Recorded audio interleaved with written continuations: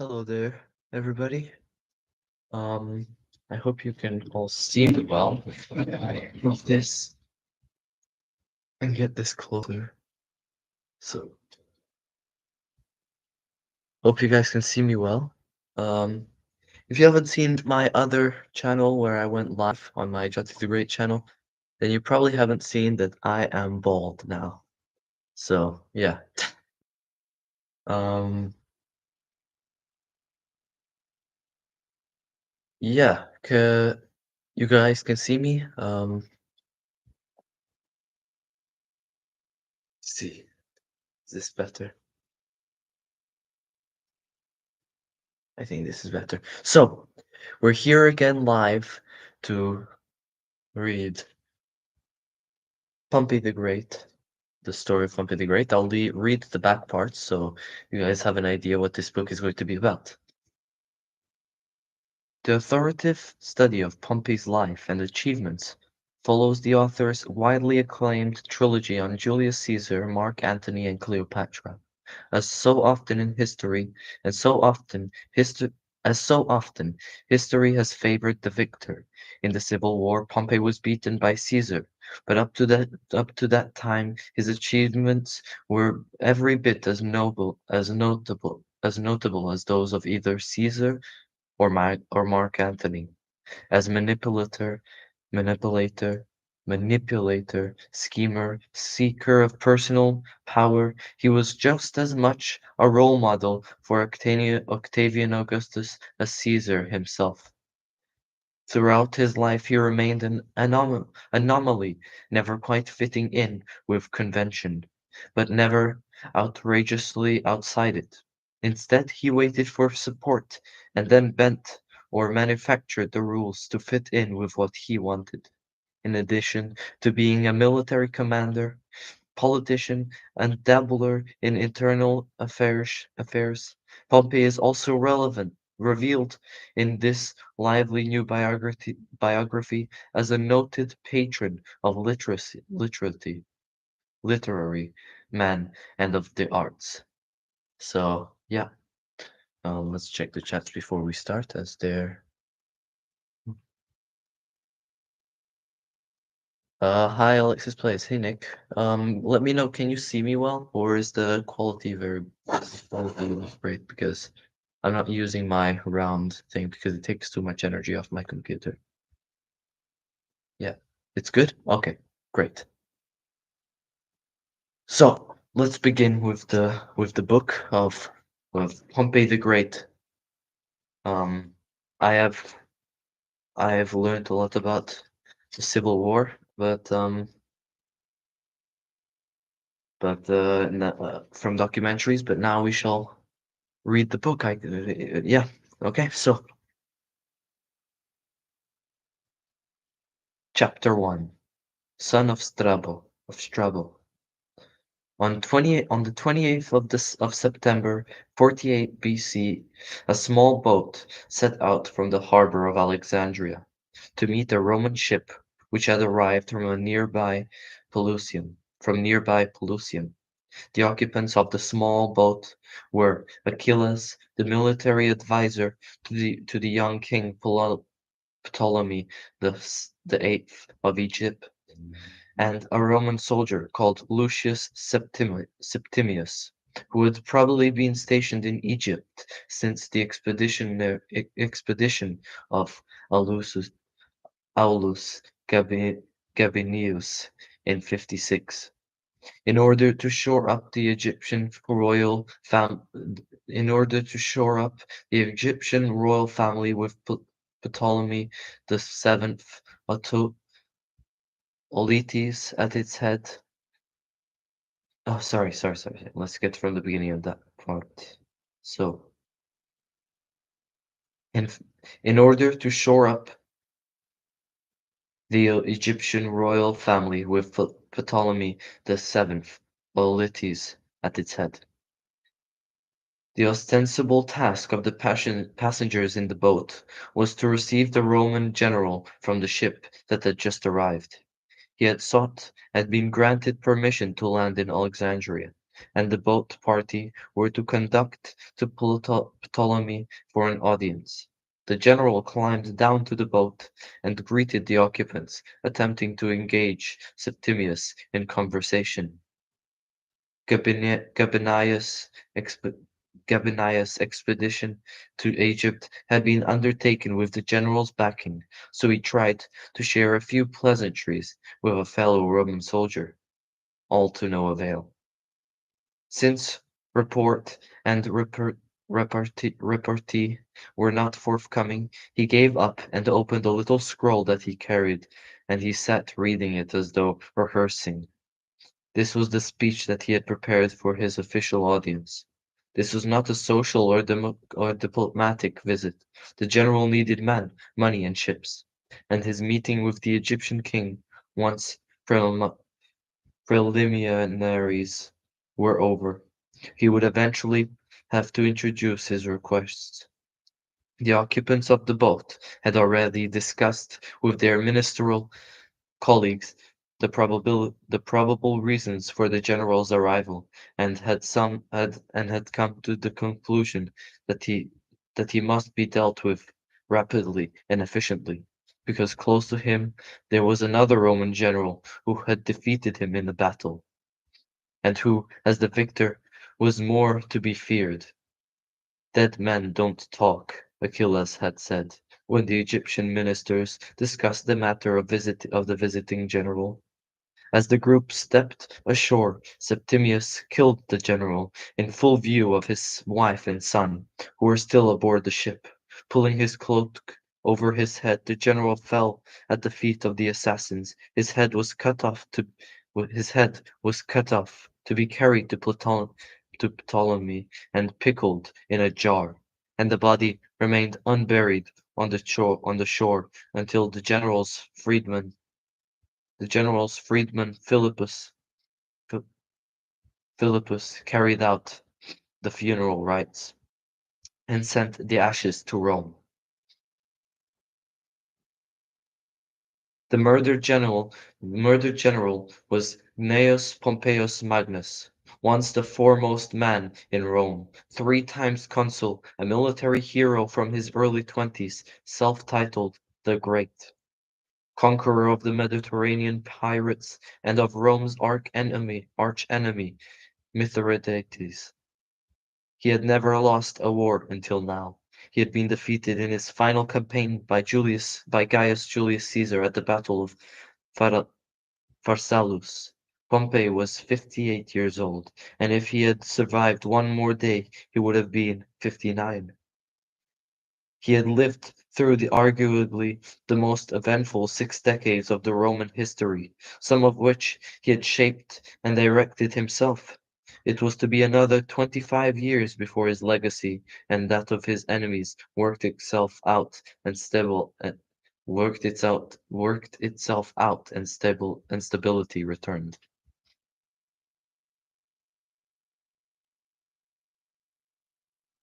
The man who met his end on the Egyptian shore was born on the 29th September 106, at the time when Rome was threatened by his enemy by enemies from the north, the Celtic tribes, chiefly known as the Cimbri, and Teutons.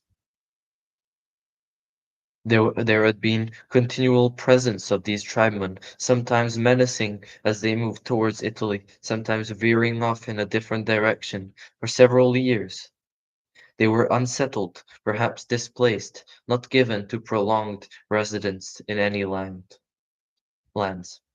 From about 113 until 105, Roman generals battled with them and often met defeat. It seemed that the tribes were never ending and unbeatable until Marius was elected consul and took the field against them. Marius was a highly capable soldier whose successes in the military sphere elevated him to the highest honors and repeated consulships. He and the young Pompey were enemies, but his military victories and the way in which he used them in political realm, his popularity, and above all, his repeated tenure of consulship in times of need, all served to set the precedent for Pompey's own career. There were always two consuls, there theoretic, theoretically to provide checks and balances and to avoid the domination of one individual. A- anathema to, to the Romans, anathema to the Romans, since the expulsion of the kings and the creation of the Republic. The consulship was held annually, and to achieve a second term of office was a was a signal honor indeed, signal of honor indeed. Multiple consulships were hitherto unheard of, because the number of years that should elapse between consulships were expressly regulated by the Lex Annalis of 180 BC. Marius' first consulship was in 107, when he returned from the war in North Africa to stand for election, and then went back to take over the operation and achieve victory in a very short time. As the greatest war hero in Rome, when the Germanic tribes converged on northern Italy, Marius was elected consul every year from 104 to 100. Such was his popularity and the faith of the people in his ability. He fought two great battles in 102 at Aix-en-Provence and in 101 near Milan, when the Germans had broken through the Alps. He effectively put an end to the depredations of the Germanic tribes for many years. He was at the pinnacle of his career. Though Pompey was an infant at this time and too young to remember the details of the story of the story of Marius would be familiar to him, and many of the principles behind the leadership of the Roman state had been crystal clear during the supremacy of Marius. Support of the loyal army could further take a statesman further than statesmanship alone. Support of the people could lead to establishment of military command and promotion was rapid when there was a threat to the state that required a capable leader whom the people of Rome had great faith. With these factors all acting in concert, the Senate could the Senate circumvented, but its support oiled the wheels, and the senators, if not the Senate, had to be cultivated from time to time.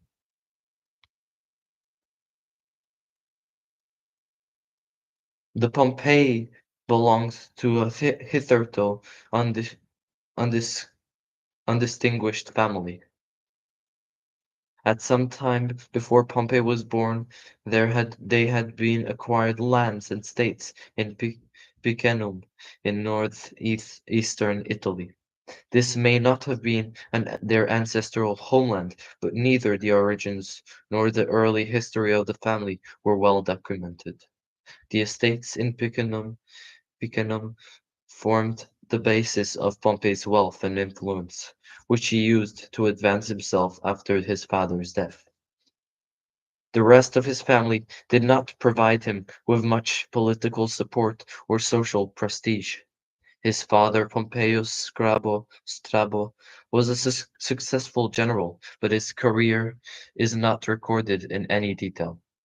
He had served as a quaestor in Sicily in 104 and as praetor in Rome in 92 and reached consulship in 89. He married Lucilia, whose family was perhaps even less distinguished than Pompey. The bore She bore two children, Pompey and his sister Pompeia. Though it is not known who is the elder, Lucicia's nephew was probably C. Lucius' nephew was probably C. Lucius Hirus, tribune, tribune in 53 and supporter of Pompey at the time of political turmoil. Pompey's brother-in-law, Pompeia's husband, C. Memmius, faithfully served Pompey in his early career, but was killed in Spain in 75. Pompeius Strabo achieved preeminence during the Social War when the Italian allies so, Socii took up arms against Rome. Throughout the wars with the Celtic tribes of Cimbri and the Teutons, the Italian cities had supported Rome, contributed men to her armies, and had bravely fought on and died for her. Yet they had consistently been refused to grant the grant of Roman citizenship and the benefits and privileges that accompanied it. Without it, although they paid local taxes to their own cities to support their contributions to the Roman army, they had no say in debates about the wars that they were called upon to fight. Citizenship guaranteed a certain degree of protection and fair treatment before the law, and involved economic and social advantages as well. It was impossible to exercise the vote except by traveling to Rome, but the privileges alone satisfied some of the Italians, and those who wished for an active voice in Roman politics would at least not be denied the facility to provide the facility, provided that they were wealthy enough to travel and stay in the city. It was not ideal, but it was a facility that Rome had already bestowed on others, and the mechanism was already in place for extension of citizenship to the Italians. What prevented what prevented it was not procedural difficulties, but the political obduracy in Rome itself. Various Roman politicians had tried to advance the cause of the allies without success, but when M. Livius Drusus introduced integrated legislation probably designed to cover all loopholes, it seemed that that citizenship was within sight for the Italians. Drusus was tribune in 1901. He was well connected and acted more in the interests of the nobility than the common people or the allies. His program had been much discussed because many of the details are still unclear. But what is certain is that his plans embraced much more than simply enfranchisement of the Italian allies. He tried to reform the courts, law courts, by returning them to the control of the Senate. But he also intended to broaden the composition of the Senate by admitting men from the middle classes, the equites, the equites, equiti, equites to its ranks. And an agrarian bill was also included in his program, but not much is known of what he intended to do. It is possible that he wished to distribute corn either free or at the below market prices to the Roman mob. But there is no proof. His land allotment bill was closely bound up, but with his proposed enfranchise, enf- enfran- enfranchisement of the Italian allies, because whenever land distribution was projected to relieve the pressure of the urban mob in Rome, it usually involved a loss of land for the Italian cities. When Rome declared that certain plots belonged to the Roman people, Agep- the Italians might swallow the bitter pill of the land allotments if they could receive at the time the privilege that came with citizenship. It was said that the leader of one of the strongest Italian tribes, the Marsi, was lodging with Drusus in Rome, which had inflated the rumor that Drusus was to include enfranchisement of the Italians in his bill. Such legislation never had an easy passage. Land allotments were discussed many times in the late Senate, in the late Republic, and the grant of citizenship was always jealously guarded by a narrow-minded Senate and people. It is probable that the bill never came before the Senate or the people for debate, because in sudden attack in broad daylight, Drusus was assassinated. It was and is a mysterious affair, and to make matters worse for the Italians, there was no manhunt for the person or persons responsible for the murder. Lucius Marcius Philippus, who had opposed Drusus in the Senate, now urged the cancellation of all his legislation. It seemed that the whole problem was to be brushed aside and ignored, and a certain pointer to just how much the Romans cared about the situation of the allies. The Italians would have to begin all over again, and so they did, but this time in arms, in 90. The explosion was presumably premedit- premeditated, but perhaps held off until Rome had been given a chance to bestow citizenship voluntarily. When the war started, only the colonies that Rome had planted and a few Italian cities remained loyal. In this context, Pompeius Cravo was appointed to a military command in his own region of Picenum, where his influence was strong. The rebels at Asculum had killed the Roman present,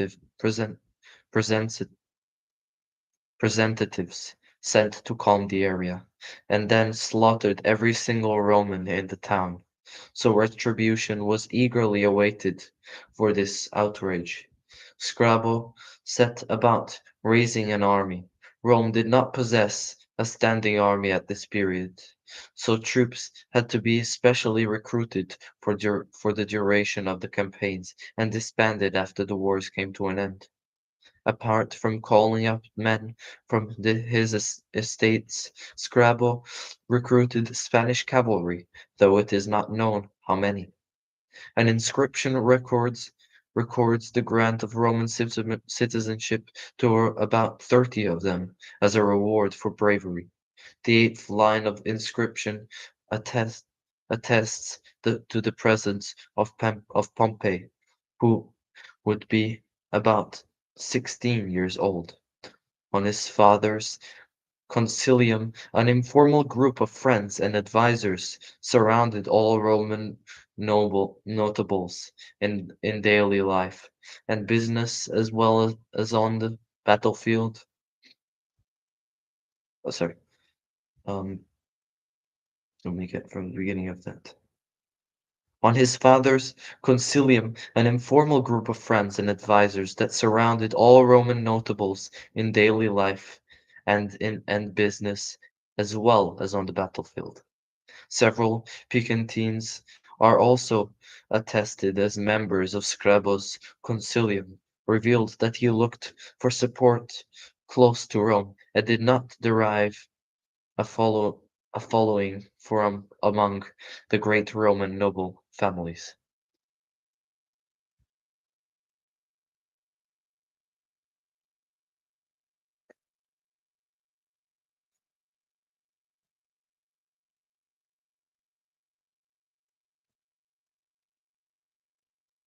Hey, he had the chat, sorry. Hey, hey, hey, hey. um, I'm reading this and it's getting hard, so just saying It's hard English in here, so I might a little bit stumble a bit, but yeah, trying to get better.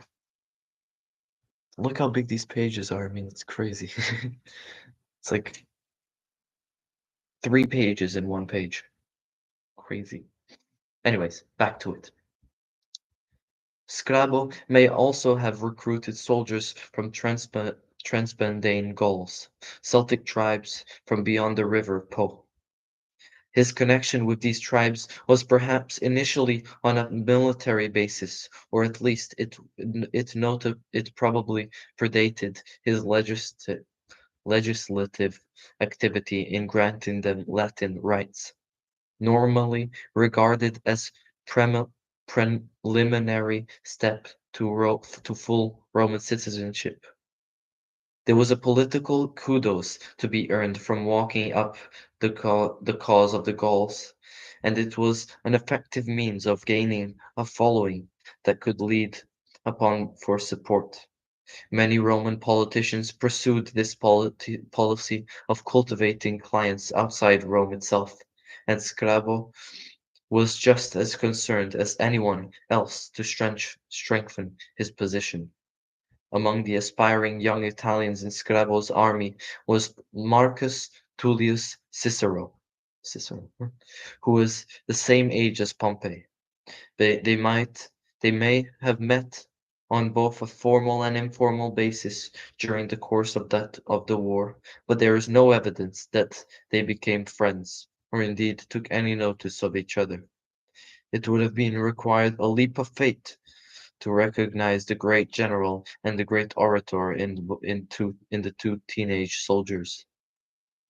And perhaps no one could have predicted the upheavals that brought Pompey to fame and success at a young age.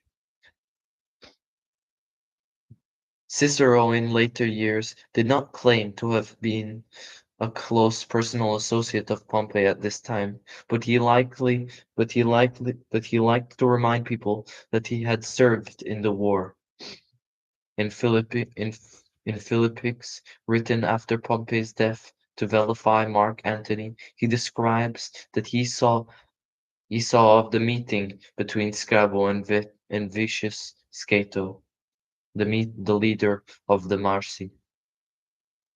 This fierce this fierce and hardy Italian tribe had provided many soldiers for Rome and were noted as fearless warriors. They claimed that no Roman triumph had been held without their assistance, and none had been held over them. And at one point it required the combined forces of both Marius and Sulla to defeat them.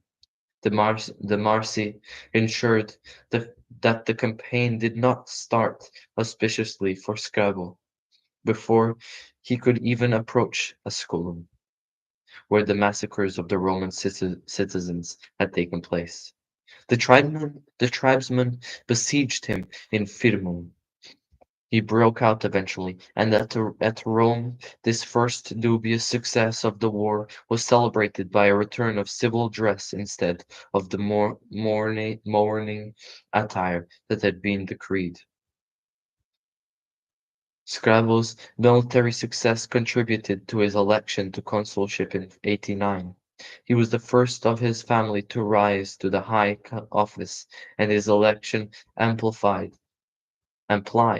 that his son's future career would have a head start. In normal circumstances, the young Pompey would perhaps have made a name for himself in the law courts and fulfilled a variety of administrative and military posts, starting with junior appointments and rising to more senior posts. He would have followed in his father's footsteps as a quaestor, then praetor, perhaps propraetor, and commander of troops, if occasion demanded. He could look forward to a term of duty as one of the two annually elected consuls, and perhaps even attaining a second term as consul before retiring as an elder statesman. respected as a man whose opinion counted for something,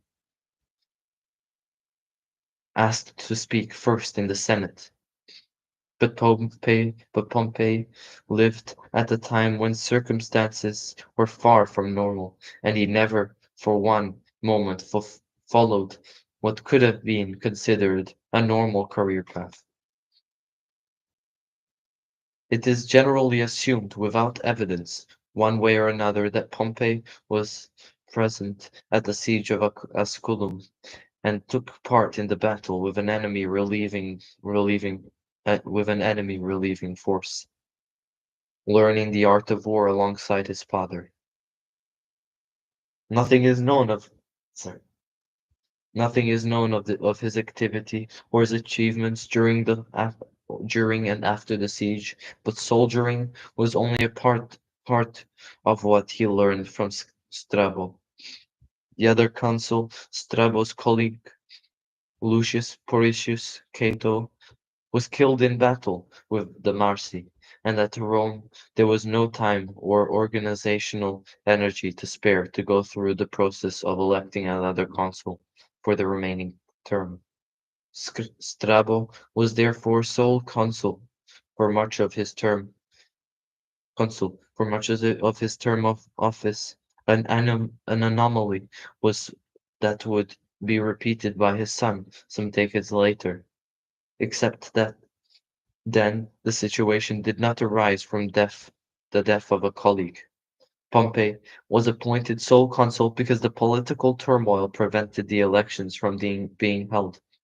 But the advantages of sole command without a colleague to negate ideas and activities, coupled with military success, and when others were defeated, would be as clear to the young Pompey as they were to his father. Another valuable lesson that required no emphasis, having been ably demonstrated by Marius, was that command of of armies was tumul- tumultuous, would in tumultuous times could lead to preeminence that carried over into political life. And and after the wars were over, there was potential personal benefits that to be gained from the retention of an armed force, especially when the soldiers placed their trust in their command and depended on him for their future subsistence. This mutual dependence of strong individual commanders and collectively strong soldiers was to shape the history of Rome for the next few centuries.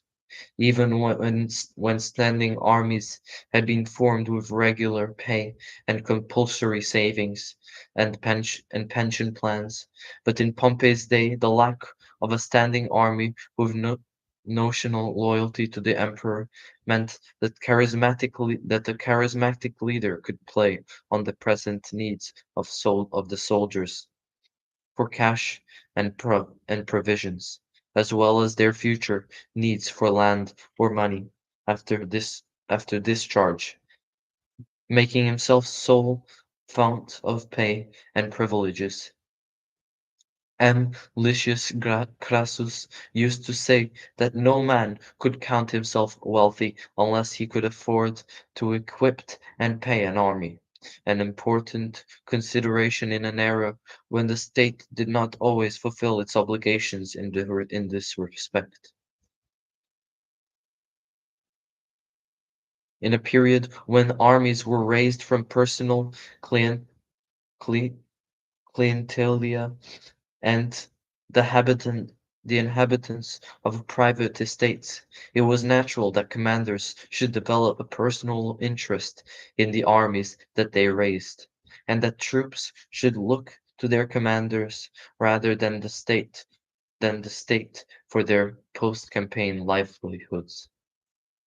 Troops were required for the duration of the wars, and then were disbanded, often without the firm promise of lands or pensions. Much of this legislative activity of the late Republic concerned veteran settlement, often combined with agrarian reforms to accommodate the land grants. Had there been an easier and consistently organized path to settlement of veterans, some of Rome's generals might not have had to resort to force and to acquisition of enormous powers to support that force. Strabo's troops were largely drawn from inhabitants of states of his estates in Picenum, so he perhaps felt strongly proprietorial towards them, regarding them as his own personal army, which he had put at the disposal of Rome, rather than Rome's army that had been entrusted him to command. With his triumph in December 89, celebrating his services at Fidimum, and successful and the successful siege of Asculum, Strabo passed from the office of consul and became proconsul, still in command of his army, encamped in the countryside, because a general was not allowed to enter Rome at the head of troops, except when he was celebrating his triumph.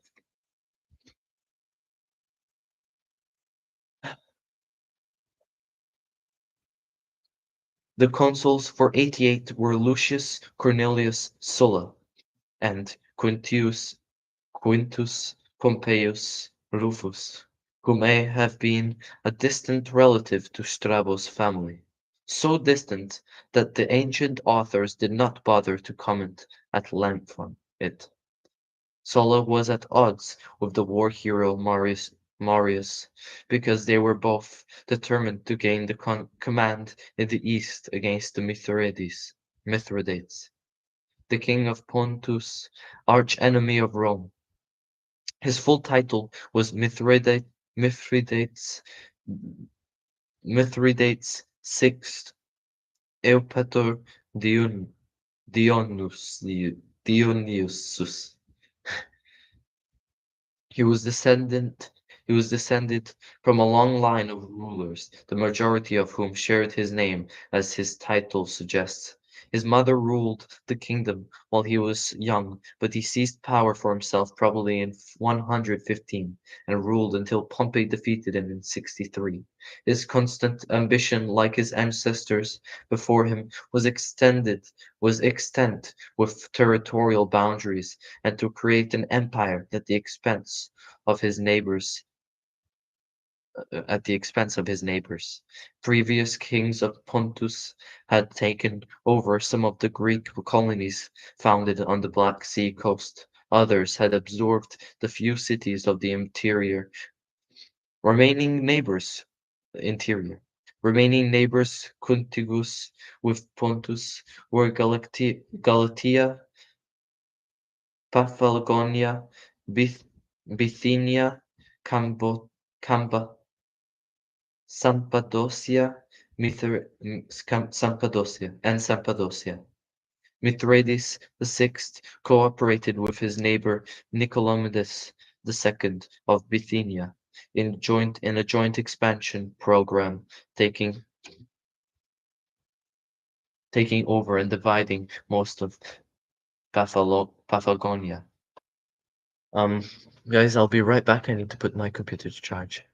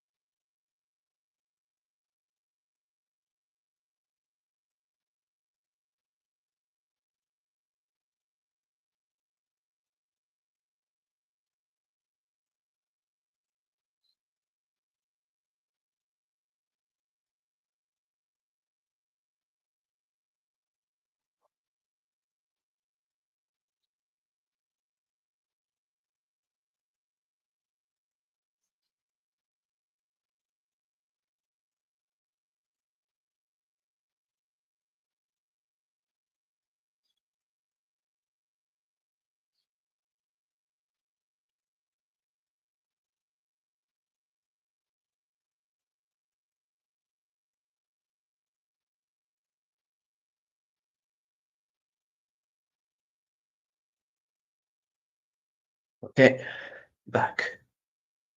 Let me just send this link to one more person. Sorry, I'll be 1 second.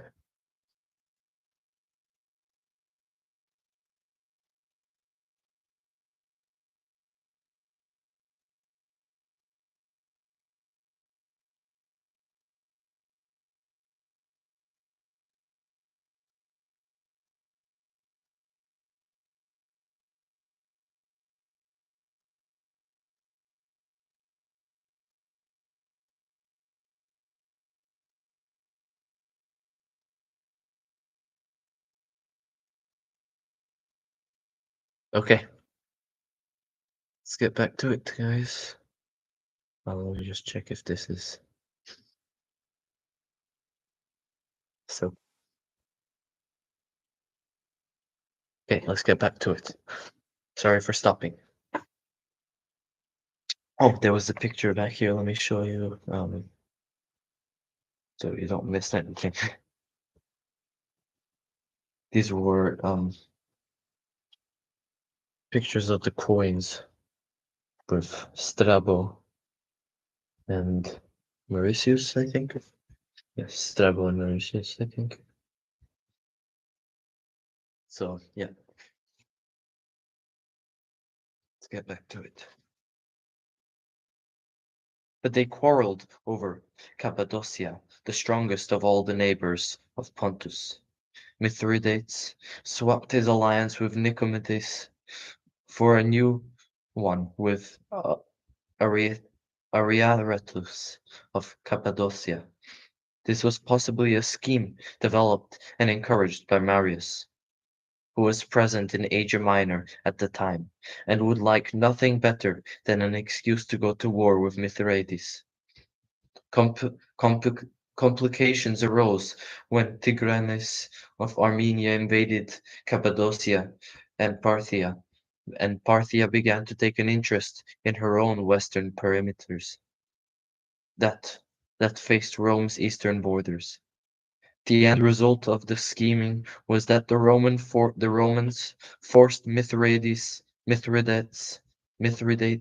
to give up most of his empire. It was Sulla who sorted it all out in 92, acting in concert with representative from Parthia. No one could withstand the pressure from both Rome and Parthia. Within a few years, Mithridates was active once again, since the social war seemed to occupy all Rome's attention. He chose this moment to strike into Bithynia, and Cappadocia for another attempt at Pontic empire building. The eastern territories, wealthy and exploitable as far as Rome was concerned, were now under direct threat from Mithridates, who exploited the hatred of Rome that united most of the eastern states. He encouraged the indiscriminate massacre of both Roman and Italian officials and tax gatherers. Cappadocia and Bithynia were lost, and the murder of Romans and Italians demanded and the murder of Romans and Italians demanded retribution. It was alarming that the eastern states seemed more ready to welcome Mithridates than they were reluctant to renounce Rome. The ruling classes in some of the Greek cities decided that life under Mithridates would be less difficult and less expensive than it was under Roman domination, and went over to him. Athens was one of them. Even though Athens offered few military advantages, morally, this was a bitter blow to the Romans. Both Sulla and Marius were intent on leading the Roman armies against Mithridates. The command had already been granted to Sulla, but that did not deter Marius. He was prepared to go on extreme lengths to win the command, and the quarrel became violent when Marius recruited Sulpicius, one of the tribunes, to bypass the Senate and take direct to the popular assembly the proposal that the command should be wrestled from Sulla and bestowed on Marius. Laws could be passed by the people in defiance of the Senate, so it was advisable to cultivate one or more of the 10 tribunes to present bills to the assembly.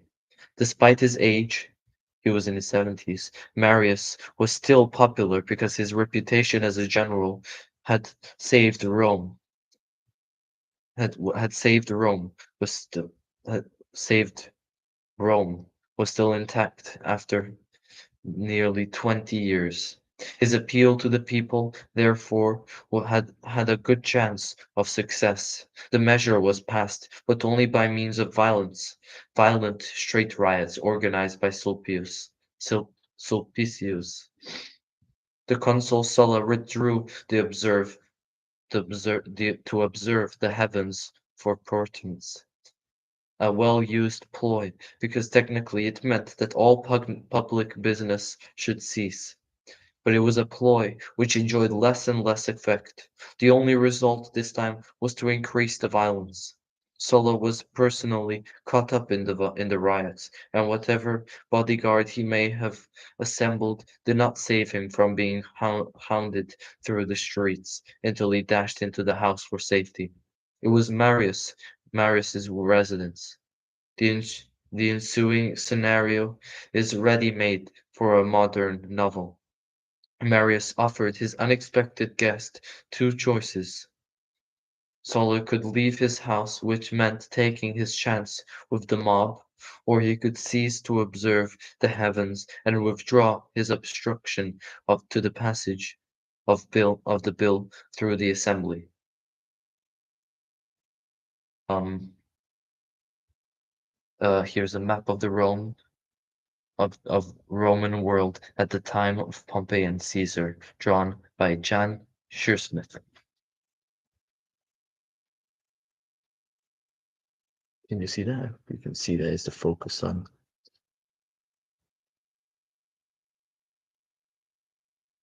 Yeah, there.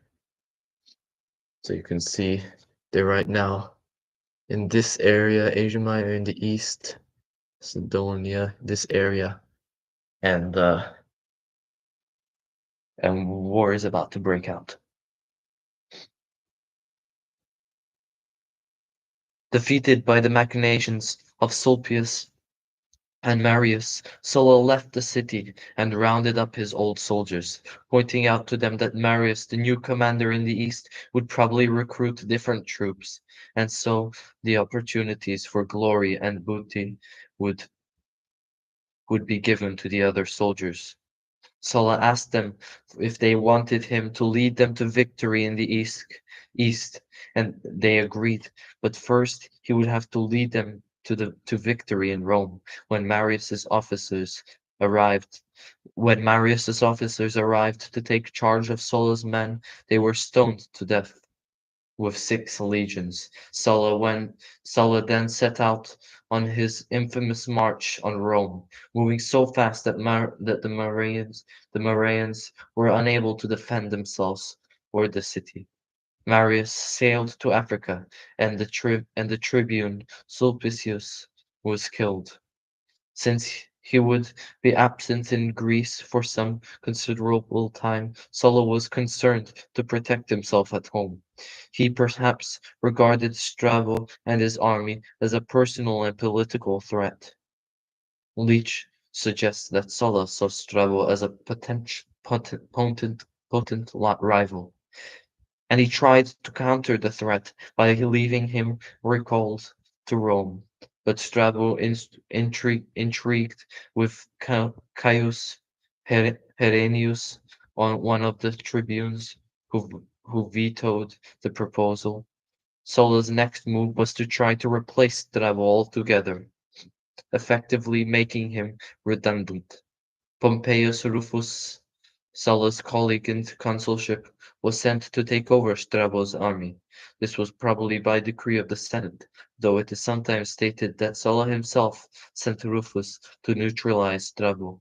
At this stage, although his interests are already discernible behind the scheme, discernible behind the scheme, and he had armed force at his back. Sulla was not yet dictator, and would not have the power to make and carry out plans of that kind without at least the nominal consent of the Senate, even though he may have achieved it via coercion.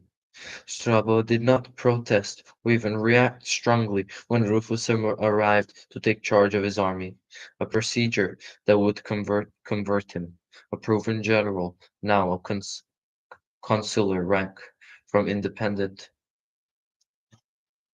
proconsul command, what?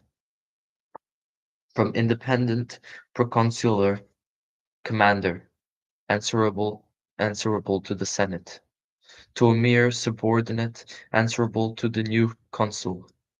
Direct confrontation was to Strabo's way, especially since it would bring him into conflict with Sulla. Giving nothing away, Strabo re- had no doubt already reviewed the situation and made plans as soon as he heard that Rufus had been appointed to command of his army. Perhaps only the most trusted members of his consilium, his group of intimate friends and advisers, were informed of his plans. Pompey himself was most likely taken into his father's confidence. Rufus must be removed, but it was essential that Strabo's hands should remain clean. The plan was simple. The morning after he had taken command, Rufus left his tent to conduct the sacrifices and was murdered by the troops. Strabo had stood aside at the sacrifices because he was now in a subordinate position, and also no doubt so that he could be seen to be at a distance when the murder was committed. He went through the motions of extreme shock, horror, and anger, but immediately assumed command of the troops, seemingly unchallenged by either Sulla or the Senate.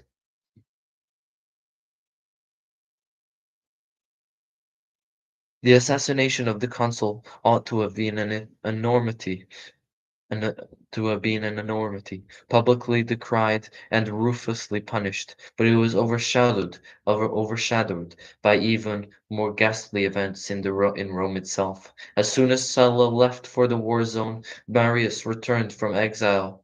The consuls for 87 were Cornelius, Cinna, and Gnaeus Octavius. Trouble was inevitable, since the two mutual antagonistic consuls represented the factions of Marius Sulla all over again. Marius Sulla all over again, with Octavius prepared to uphold Sulla's principle in Cinna, and Cinna determined to undermine them. Octavius expelled Cinna, who was forced, who returned in force with Marius himself. Strabo simply waited upon events. It was said that he negotiated with both sides, motivated, of course, by self-interest. No one imagined that this was a altruistic attempt to mediate between the two opposition parties. However, Strabo clearly thought it important in this case not to act independently, but to wait until he was asked. It would have been a fit of pique, because the Senate had been fully prepared to see him replaced. So now he wanted to be absolutely sure that he had the sanction of the Senate before he made a move. But by standing aloof, he incurred blame for the act that Marius and his colleagues, Sertorius, were granted time to recruit armies. There is an element of black comedy in the scenario of Strabo and Pompey marching from a distance, twiddling their thumbs until the inevitable happened, and the Senate had to give in and ask for their help. This waiting game was something that Pompey developed to a fine art in his later career, always ensuring that there was demand for his services before he took any overt action. It was probably at this juncture that the alleged plot to kill Strabo and Pompey was hatched, probably by Cinna, whose motives derived from his need for troops without encumbrance of their commander. The story gains in the telling because it could be used as a vehicle for enhancing the reputation of the young Pompey, who emerges as the hero who saved the day, or rather the night. Who was informed of the plot before he settled down for dinner with the assassin, his friend Lucius Terentius. He did not react at once, but feigning ignorance of the potential danger, he behaved normally, drank wine, conversed with Terentius and his friends, and pretended to retire to bed. Then he a guard put up a guard on his father's tent and rigged his own sleeping quarters to watch and wait, arranging the bed to look as though it was occupied. Perhaps he wanted to be sure that the rumor was true, not wanting accuse, to accuse Terentius before he had proof of his guilt. As Strabo's son, it is probable that he had learned, even at this early age, not to trust anyone, but the knowledge that someone who professed to his friend could even contemplate assassin him was no doubt a bitter experience. He was only 19 years old and had not yet embarked on an independent career, yet he was experiencing the sort of isolation that was the lot of princes and kings. It was a busy night. Terentius was overpowered as soon as he entered Pompey's quarters, but then there was a riot, which ended when Pompey toured the camp to persuade the men to remain loyal. Finally, he lay down in front of the camp gateway so that anyone who left would have to trample over him first. Dramatics, dramatic stuff, which may even be true.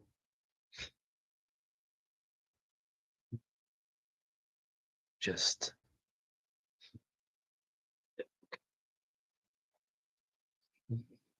where was I?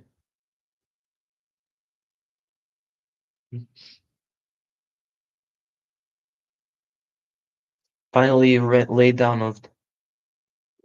in the front of the camp gateway, so that anyone who left would have to trample over him first. Dramatic stuff, which may even be true. Plutarch says that even the men loved Pompey as much as they feared his father. Only about 800 men deserted to Cinna. The rest waited for Strabo to act. Seeger Seeger points out that the apparent anomaly that just a short time before just a short time before the soldiers who now threatened to desert had permanently removed the consul Quintus Pompeius Rufus from command of the army on Strabo's behalf. But this is to imbue the collective mass with a unity of purpose and consistency of opinion that is not generally present in human affairs. Only a small number of trusted men would be required to murder the consul, and likewise Cinna would require only a small number of infiltrators to attempt to stir up a mutiny. These groups could have been mutually exclusive, so there is notably no need to look for a massive change of heart among Strabo's men. By the time Strabo decided to take action, the situation was dire. Marius attacked Ostia, the port of Rome and Tiber mouth. His ally Sergius had also gathered an army, and Cinna marched on Rome. Strabo was summoned. He mobilized first against Sertorius and came to Rome to help Octavius beat off Cinna. In a dreadful battle outside of Colin Gate, outside of the Colin Gate. But Rome was still not safe nor saved. Marius persuaded a guard on Janiculum Hill to open the gates, and then Cinnas entered the city. The consul Octavius was within an ache of defeat, but Strabo arrived with part of his army and drove the Marians out. But the Marian victory could not be put off forever, especially as there was no further military action to keep Marius and Cinna out of Rome and strengthen opposition to them. Strabo stands accused of trying to negotiate with Cinna while also cooperating with Octavius, thus preventing continuation of the war without gaining any advantages. If he imagined that he could somehow weld the two sides together and emerge supreme, having saved the state and avoided bloodshed, he was not given the opportunity to put his plans to the test. A plague broke out after the battles, and Strabo succumbed to it. The epidemic was probably caused by bad hygiene and crowded conditions, but there was a rumor that Strabo had been struck dismissed by some modern authorities as garble rumor, perhaps started by the lightning. S- s- Perhaps start started after the lightning struck his tent. 3 days before Strabo died, Caius Cassius took over command of his troops, ostensibly to keep order until Strabo recovered. But a battle-hardened, experienced army was obviously a valuable asset in these troubled times, and could also be potentially dangerous on both counts. It must be brought under the control of Cinna's party before the soldiers could be attracted to someone else's banner by the promise of money and rich rewards. And guys, I think we'll end it over there. Um, I think I've enjoyed reading this. At the beginning, it was kind of a bit confusing, but at the beginning, it was the first page was simple, and then after it got confusing. But now we're getting into and we're soon going to get with Pompey and Sulla and the March on Rome, and then after Julius Caesar. And yeah, um, I hope you enjoyed the reading. There's no one watching right now, but if you're watching on replay, I hope you enjoyed the reading. Um, I'll be back maybe tomorrow, maybe on Thursday, but I will be back on one of these 2 days. But anyways, I hope you enjoyed. Um, if you're interested in Pompeii and stuff like that, let me know so I can let me know what kind of way I can do to advertise this better so that more people turn out because not many people turned out to this live reading. But anyways, um, good night, good morning if you're in the morning, but it's now night, so good night.